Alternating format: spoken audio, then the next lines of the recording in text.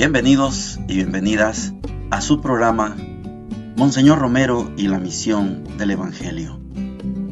Un programa que lleva dos objetivos: conocer a Monseñor Romero y estudiar la Sagrada Escritura con un juicio crítico desde la teología de la liberación. Cada día tendremos un encuentro con Monseñor Romero y con el Dios de Jesús.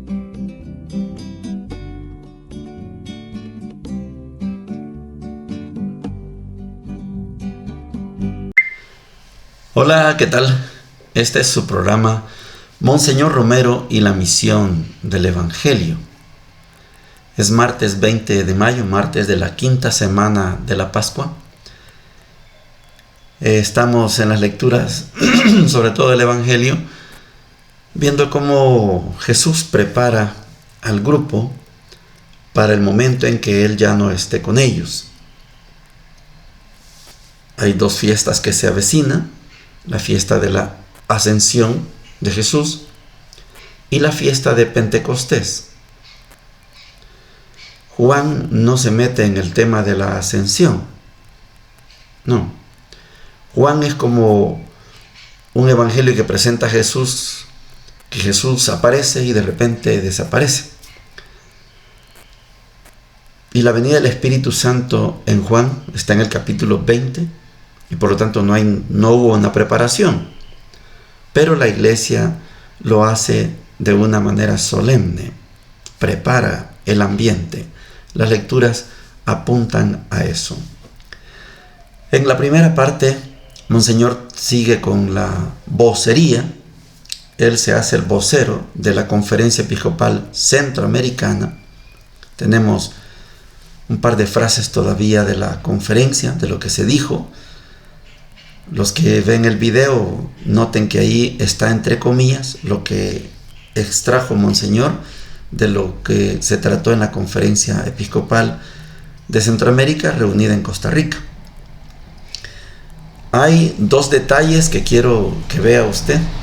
Uno es en relación a la solidaridad con Nicaragua y lo otro es cómo Monseñor logra un contacto directo con la comunidad, porque él tiene que viajar a Roma. Y note usted que cuando él comunica su viaje a Roma, el pueblo le aplaude. Es como que el pueblo le dice: Monseñor, tiene nuestro permiso, vaya a Roma. Oigamos a Monseñor. Como pastores conscientes de nuestra misión, que no es política ni técnica, sino eminentemente espiritual y religiosa, queremos asumir plenamente el pensamiento de Puebla y del magisterio del Sumo Pontífice, y hemos aceptado el compromiso de impulsar nuestras respectivas diócesis por el conocimiento, la profundización y aplicación concreta de las grandes pastorales y de las opciones prioritarias asumidas por la Iglesia en América Latina, seguros de que este será nuestro aporte para alcanzar en nuestros países la ansiada paz que solo puede venir como fruto de la justicia y de la verdad. Como ven, los ideales de nuestra reunión centroamericana no es más que un reflejo del compromiso de Puebla y de las enseñanzas del Papa. Da lástima pensar que muchos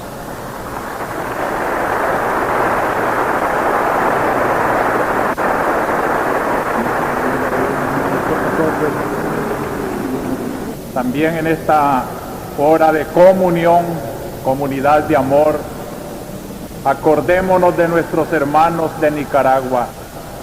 Me di cuenta a través de sus obispos cómo está sufriendo aquel pueblo. Y para colmo, en esta misma semana el Papa expresó su pesar por los sufrimientos y privaciones que ha experimentado el pueblo nicaragüense. Y dijo que todos los católicos rezáramos mucho, pidiendo por la protección de las poblaciones amenazadas de ataques y represalias. Ya anteriormente 30 obispos de América Latina que se solidarizaron con la Arquidiócesis de San Salvador, manifestaron también su solidaridad con Puebla y dijeron que Nicaragua les parecía un ejemplo claro del martirio que someten a los pueblos las tiranías de todo tipo, y desearon que haya pronto una nueva Nicaragua en la que el pueblo rija sus propios destinos como expresión de igualdad entre todos.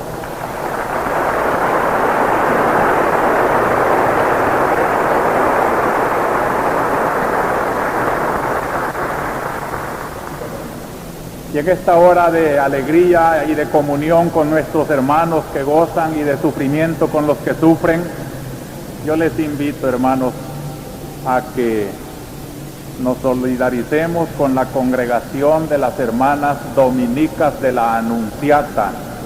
Su fundador, el padre Francisco Coll y Guitart, un dominico misionero catalán, fundó esta congregación el siglo pasado, y aquí entre nosotros es una congregación que tiene muchos méritos pastorales.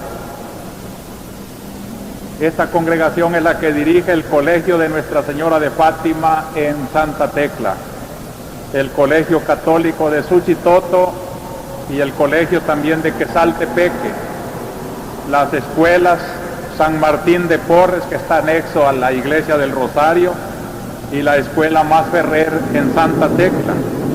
Allá en Santa Tecla también tiene una obra de promoción,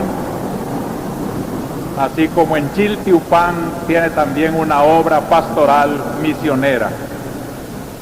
Como ven, pues 7 obras de las hermanas dominicas que merece que en esta hora de comunión de la comunidad de la arquidiócesis les expresemos nuestra felicitación, nuestra gratitud, porque su fundador va a recibir como el primer beatificado por Juan Pablo II, como la autorización de una vida que merece ser imitada, un cristiano que ha llegado al reino de los cielos y que ha dejado en la tierra una obra tan benéfica como es la congregación de las dominicas de la Anunciata.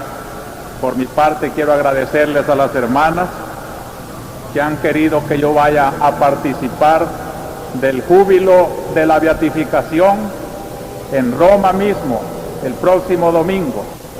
Así es que, con el permiso de la comunidad de la arquidiócesis, yo voy a estar en Roma, gracias a esta invitación de las dominicas, el próximo domingo asistiendo a la beatificación del padre Coll.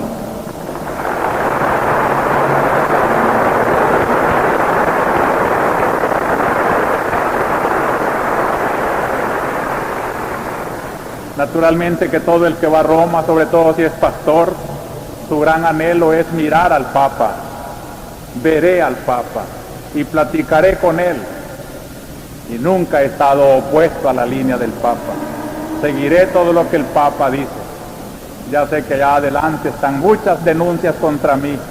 Hay muchas informaciones que están diciendo de lo torcido de mi pastoral, y sé que el Papa pues me preguntará, aunque le diré: Santo Padre, usted envió ya una visita apostólica que pudo consultar a muchos testigos al pueblo, y no hago más que remitirme a lo que su santidad disponga, pero de mi parte sepa que he predicado el Evangelio y que estoy dispuesto a seguir predicando en defensa del querido pueblo que el Señor me ha encomendado, ese Evangelio del Señor.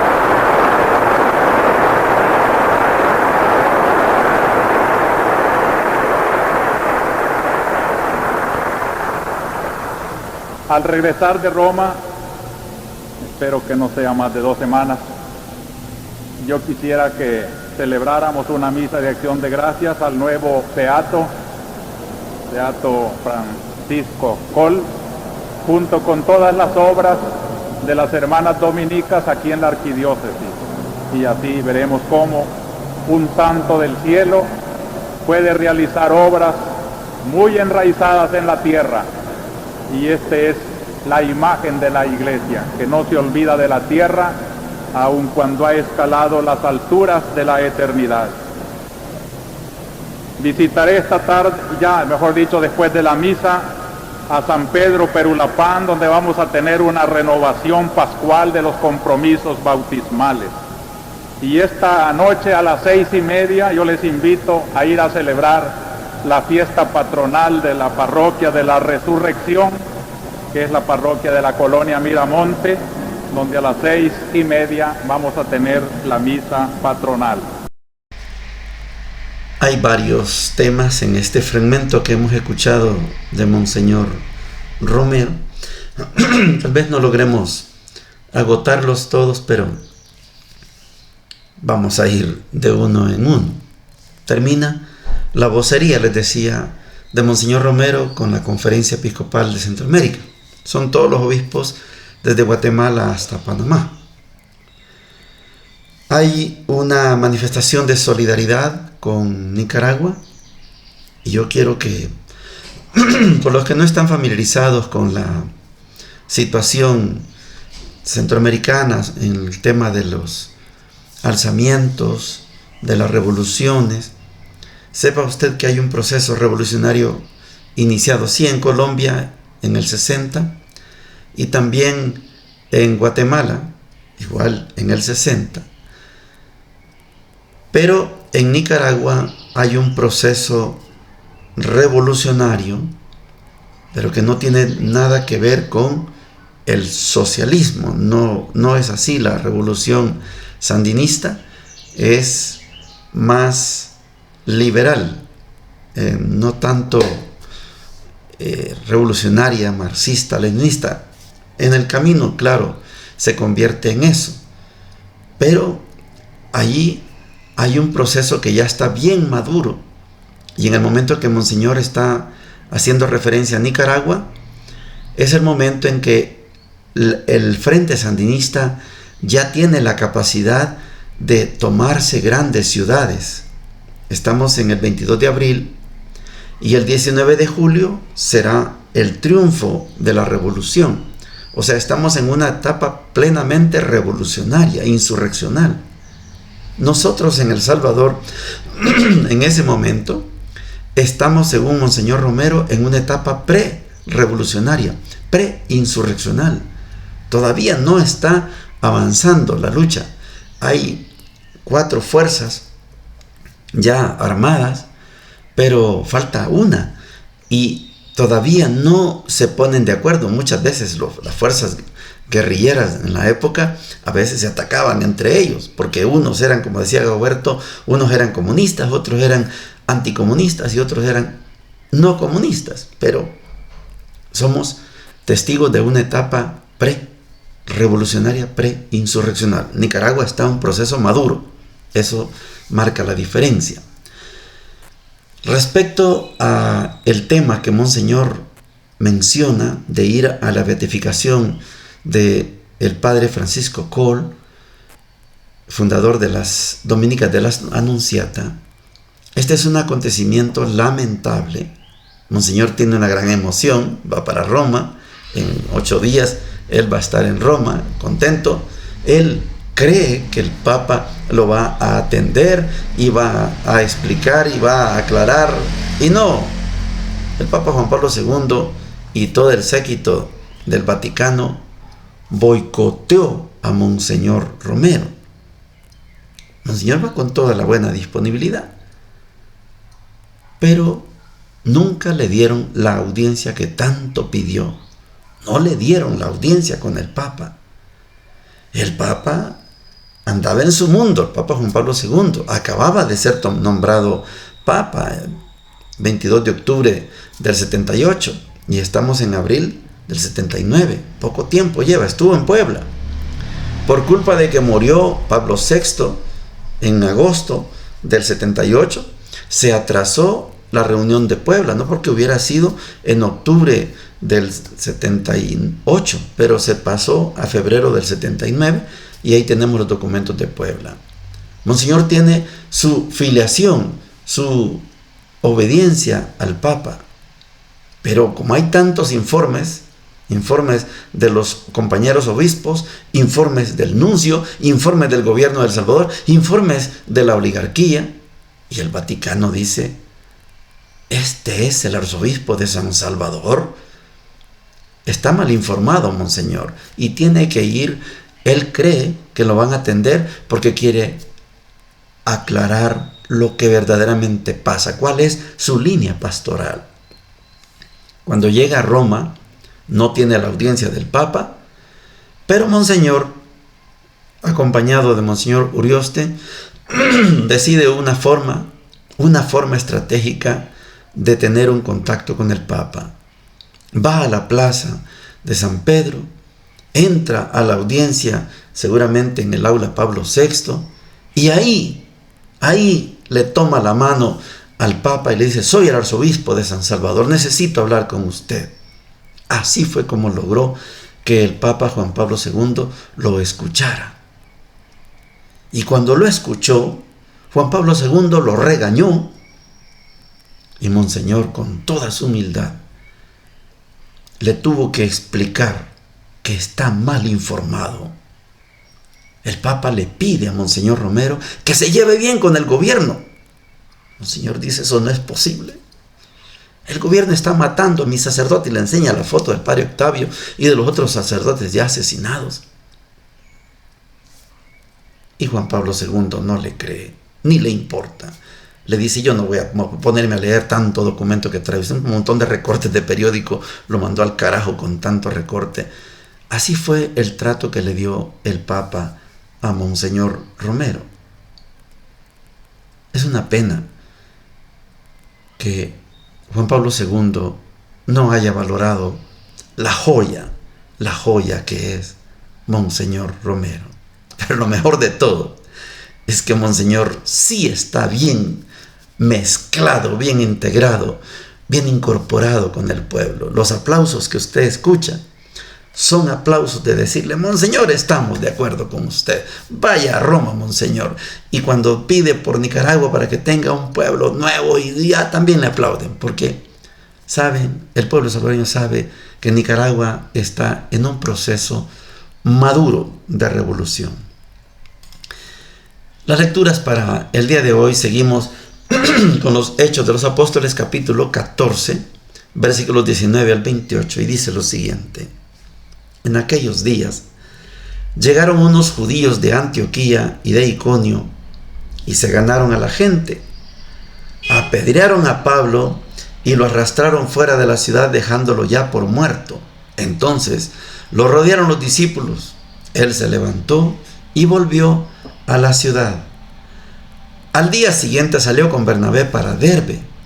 Después de predicar el evangelio en aquella ciudad y de ganar bastantes discípulos, volvieron a Listra, a Iconio y a Antioquía, animando a los discípulos y exhortándolos a preservar en la fe, diciéndoles que hay que pasar muchas tribulaciones para entrar en el reino de Dios.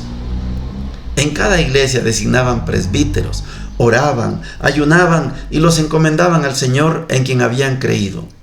Atravesaron Pisidia y llegaron a Panfilia, y después de predicar la palabra en Pergue, bajaron a Atalía, y ahí se embarcaron para Antioquía, de donde los habían encomendado a la gracia de Dios para la misión que acababan de cumplir. Al llegar, reunieron a la iglesia, les contaron lo que Dios había hecho por medio de ellos y cómo habían abierto a los gentiles la puerta de la fe. Se quedaron ahí bastante tiempo con los discípulos. Palabra de Dios, te alabamos, Señor. Les decía que en la medida que nos acercamos al capítulo 18, vamos viendo cómo Pablo va tomando más protagonismo. Lo acaban de apedrear, lo dejaron por muerto. Se levantó y volvió a la ciudad, y volvió a predicar, y se fue a otra ciudad, y se va a aquella, y regresa a Antioquía a rendir un informe. Esto es un verdadero apóstol. Verdadero apóstol. Es un hombre fariseo, que ha entendido, y lastimosamente este es el límite que tiene Pablo, es un fariseo que ha entendido que el Mesías ya llegó, pero es el Mesías judío, no el Mesías cristiano, el Mesías de nuestra generación.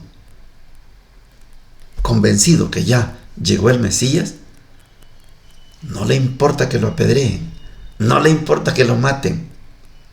Él da testimonio de que él, siendo un fariseo, ha creído en el Mesías, el que ustedes acaban de crucificar, lo dijo hace una semana. Este es el Pablo admirable. Yo de todo esto quiero destacar, porque nos conviene a usted y a mí tener claridad el tema de la iglesia. Recuerde que yo parto de una premisa que Jesucristo no fundó la iglesia, aunque la iglesia lo diga, pero no hay manera de probar. Sí sé que Jesús, alrededor de él, funda un movimiento, que es la tesis de Pablo Richard, y es la que yo secundo. Claro que hay un movimiento de Jesús, pero quiero que veamos este detalle que a veces parece que pasamos desapercibido. Dice, en cada iglesia designaban presbíteros. Presbítero significa anciano. Presbítero significa encargado de la comunidad. Yo quiero que veamos este detalle porque la iglesia, como la conocemos, no ha nacido aún. Va a nacer. Es mi propuesta cuando estemos en el capítulo 15 de los Hechos. Espérese, solo quiero explicar esto. En cada iglesia designaban presbíteros, ancianos, encargados de la comunidad.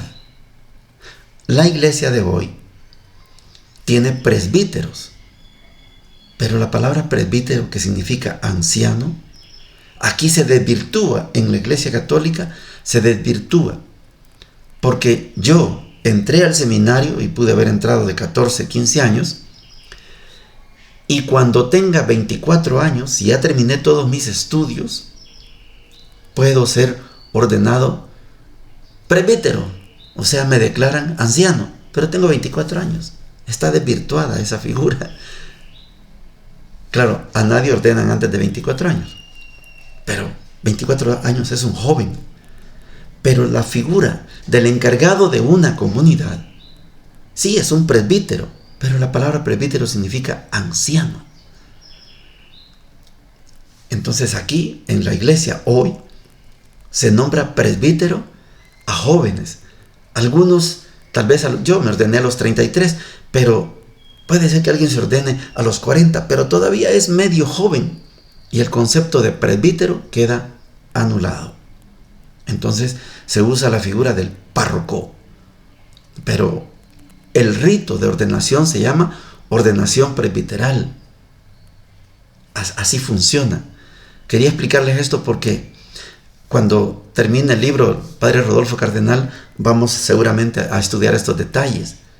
Porque aquí, en este capítulo 14 de los Hechos, se habla de designaban presbíteros en cada comunidad. Más adelante, usted va a ver que aparece la figura de episcopo. Y episcopo es un coordinador de presbíteros. Por eso sale la figura del obispo que coordina todas las parroquias. Cuando tengamos el libro del Padre Rodolfo, vamos a entender mejor esta historia de los orígenes del cristianismo. Por ahora me basta saber que Pablo es un aguerrido predicador, que no importa que lo pedreen, que lo maten, lo meten preso, no importa, pero yo estoy seguro que ya vino el Mesías. Esta es la conciencia de Pablo. La lectura del Evangelio está tomada de Juan, capítulo 14, versículo 27 al 31, y dice lo siguiente. Jesús dijo a sus discípulos: mi paz les dejo, les doy mi paz, pero no como la da el mundo. No se inquieten ni teman. Me han oído decir, me voy y volveré a ustedes. Si me aman, si me amaran, se alegrarían de que vuelva junto al Padre, porque el Padre es más grande que yo. Les he dicho esto antes de que suceda, para que cuando se cumpla, ustedes crean. Ya no hablaré mucho más con ustedes, porque está por llegar el príncipe de este mundo. Él nada puede hacer contra mí, pero es necesario que el mundo sepa que yo amo al Padre y obro como Él me ha ordenado. Palabra del Señor. Gloria y honor a ti, Señor Jesús. Le decía que el Evangelio de Juan, de los capítulos 1 hasta el 13, están los 7 signos, los 7 milagros que demuestran que Jesús es el Hijo de Dios. Y ahora del 14 en adelante estamos estudiando a Juan, donde nos presenta a Jesús en su pasión. Aquí está su pasión, su muerte y su resurrección. Me tengo que ir, pero no se pongan tristes, porque me voy, porque el Padre es más grande que yo. A ustedes les conviene que me vaya, porque si me voy, volveré por ustedes. Les tengo unas habitaciones allá, les voy a ir a preparar un lugar donde ustedes lleguen. O sea, Jesús se está despidiendo, pero sabe que poco a poco está llegando la hora de su paso de esta vida y su regreso al Padre. Está por llegar el príncipe de este mundo. ¿Quién es el príncipe de este mundo? El mal, Lucifer, Satanás, como usted lo quiera llamar. El mal quiere vencer al bien y no tiene permiso. No lo va a lograr. Siempre va a vencer el bien. Yo quiero que usted tome en consideración que cuando estudie los evangelios, por lo menos, distinga los sinópticos del de Juan. Los evangelios sinópticos, Mateo, Marcos, Lucas, son evangelios bastante históricos.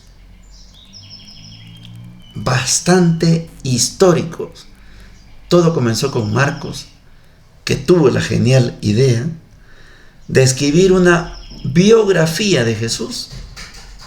Tal vez está desordenada, como decía Monseñor Romero, pero se le ocurrió escribir sobre Jesús. Por eso Marcos no se mete en el nacimiento del niño, ni en la resurrección, no. Le interesa dar a conocer al Jesús y lo presenta como el Hijo de Dios. Ese es Marcos. Después Mateo y Lucas toman el ejemplo de Marcos y hacen una versión corregida y aumentada de Marcos y le meten nuevos elementos. Por eso decimos que Mateo y Marcos tienen un documento en común que se llama Fuente Q, que es un documento perdido, y Fuente Q significa fuente en alemán, fuente, pero Mateo y Lucas copian de Marcos y copian de esa fuente, más los elementos personales, y esto es los otros 2 evangelios. Pero estos evangelios buscan ser históricos. El evangelio de Juan no tiene nada de histórico. El evangelio de Juan es un evangelio teológico. Por eso no es bueno pensar que realmente hubo, por ejemplo, un caminar sobre el agua. Hubo una vuelta a la vida de Lázaro. Son textos teológicos. Lo que quieren demostrar los textos teológicos No es si Jesús existió o no existió, si comió o no comió, no es eso lo importante. Para eso están los evangelios sinópticos, que son históricos. La multiplicación de los panes, sí, esa es otra cosa. Aquí se está queriendo demostrar que Jesús es Dios. Y para demostrar que Jesús es Dios, no cabe la historia. Esto es la teología. Es difícil, pero esto es la teología. No cabe la historia. Por eso cuando un historiador se mete a teólogo, pierde lo de historiador y predomina lo teológico. Este es el caso. Yo les hablo del padre Rodolfo Cardenal. No sé si me escucha, pero el padre Rodolfo Cardenal es un historiador, pero él es teólogo. Fue mi profesor. Es un profesor teólogo. Claro que es historiador de profesión. Por eso a mí me interesa conocer la historia según Rodolfo Cardenal, porque tengo la historia según Chu Delgados, según, Antonio Piñero y otros historiadores como Papías, como Tácito. Sí, pero un historiador teólogo es de máxima calidad. Por eso mi mérito es darle los aplausos a Rodolfo Cardenal. Pronto espero que tengamos ese libro. Cada vez que lo veo le digo, ¿qué pasó con el libro? Espérate, me dice, espérate. Pero no sé, estoy ansioso de conocer ese libro. Porque ahí creo yo que el padre Rodolfo nos va a dar los elementos que aten los sinópticos con Juan y con la historia de los orígenes del cristianismo. Confío en que vamos a tener acceso a esa historia de parte del padre Rodolfo Cardenal. Baste decir que estamos en el Evangelio de Juan, ya en vísperas de preparar las dos grandes fiestas de la iglesia. La fiesta de la Ascensión, se va Jesús. Por eso él dice, yo les digo, no se pongan tristes. Les conviene que yo me vaya, que yo ascienda, que yo vuelva al Padre. Es una gran fiesta. Y la otra fiesta con la que terminamos la Pascua, la fiesta de Pentecostés. Algunas cosas no las entienden hoy, pero va a venir el Espíritu y el Espíritu se lo va a decir. Entonces le va a quedar claro todo. Así funciona el método de la iglesia, madre y maestra. Madre porque nos engendra, porque nos acoge, y maestra porque nos enseña. Mater et magistra, dice el documento, porque la iglesia es madre y es maestra. Así nos educa, así nos lleva y nos prepara para esas dos grandes fiestas que están por llegar. Bendiciones para todos y para todas. Hemos presentado Monseñor Romero y la misión del Evangelio. Hasta la próxima.